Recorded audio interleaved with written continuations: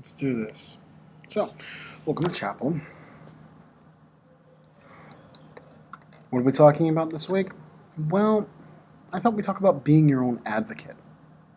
Now, first off, advocate's a word that often is used in the court systems, the legal systems, to describe someone who speaks on a minor's behalf. But I think, in a more spiritual sense, you can be your own advocate. You see, Scripture says that everything God makes is good. I know it's hard to see at times when the world tells you you're too young, or too pretty, or not pretty enough, or wrong skin color, not masculine enough, not feminine enough, not whatever enough. I mean, there's so many labels that just get slapped on people. Not old enough, not young enough, not whatever. Any of y'all who've been around me for more than 5 minutes knows I really hate labels.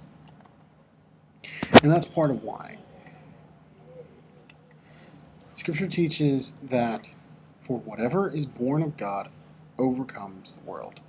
Each of you is born of God, made in the image of God, and each of you can choose to overcome. I don't know if anyone has told you, but you don't need other people to tell you, you can do it! No, you don't. You don't need somebody to say, you can do it. You can literally be your own advocate. You can be your own voice. I remember my grandfather. He was a man I greatly respected, and a man who impacted my life in a lot of ways more than my father. He told me how he grew up. And he said, if people support you, great. But if they don't, support yourself.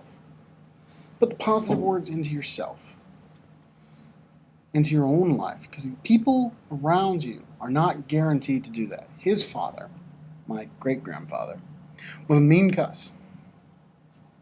Mean, ornery, hard, unpleasant. Never had much in the way of use for children.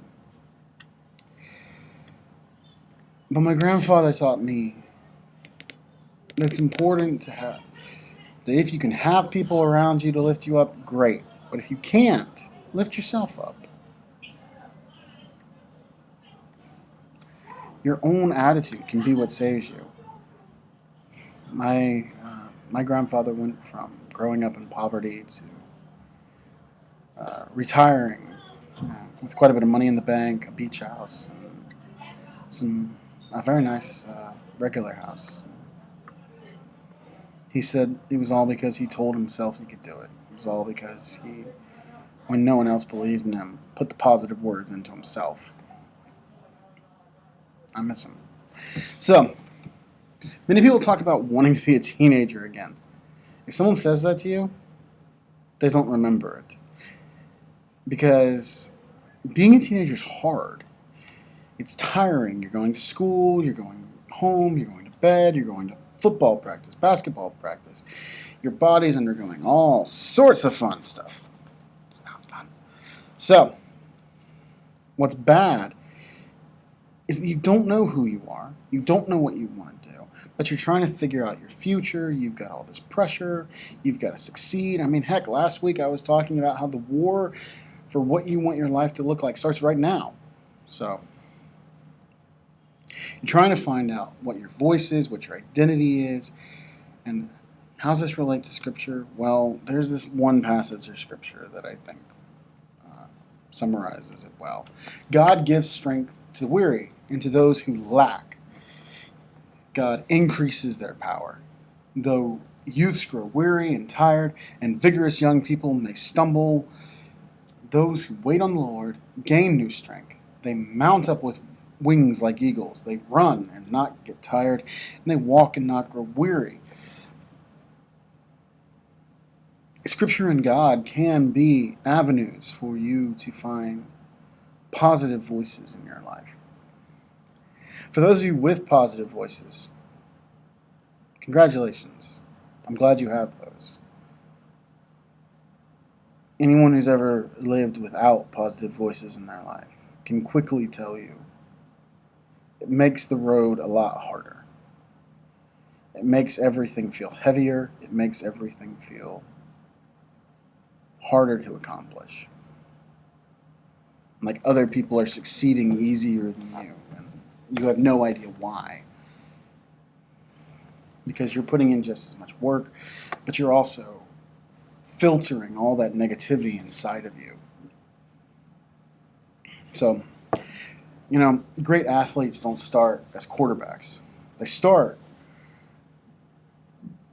putting in the work. They don't even start as second strings.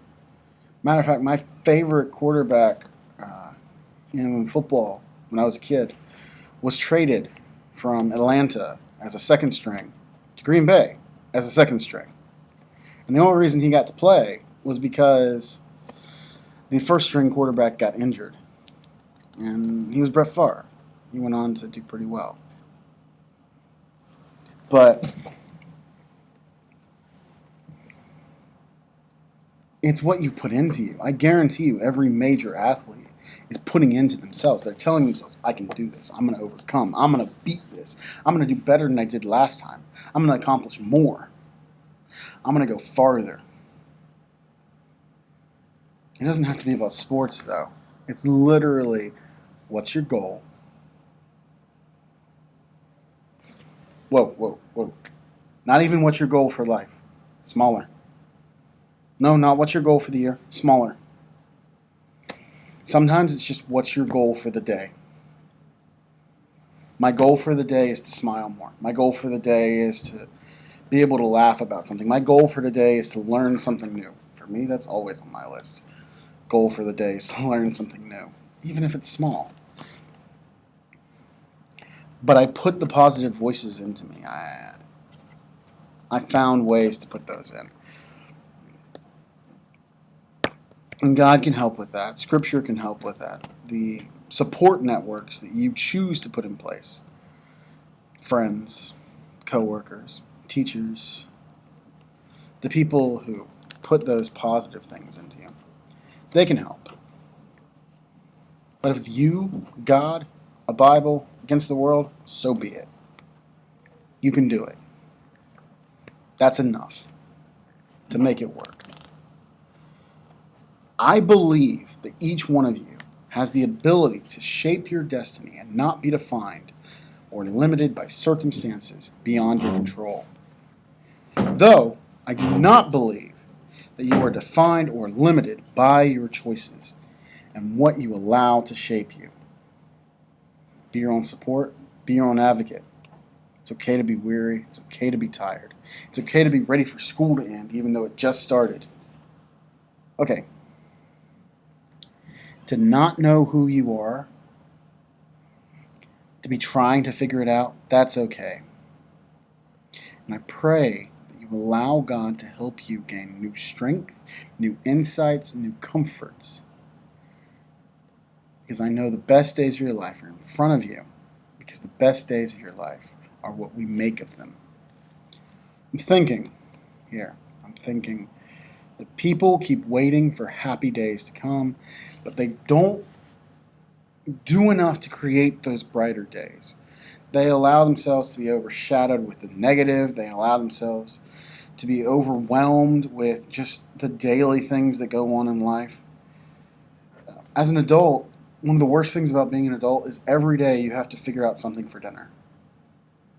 Every day till you die.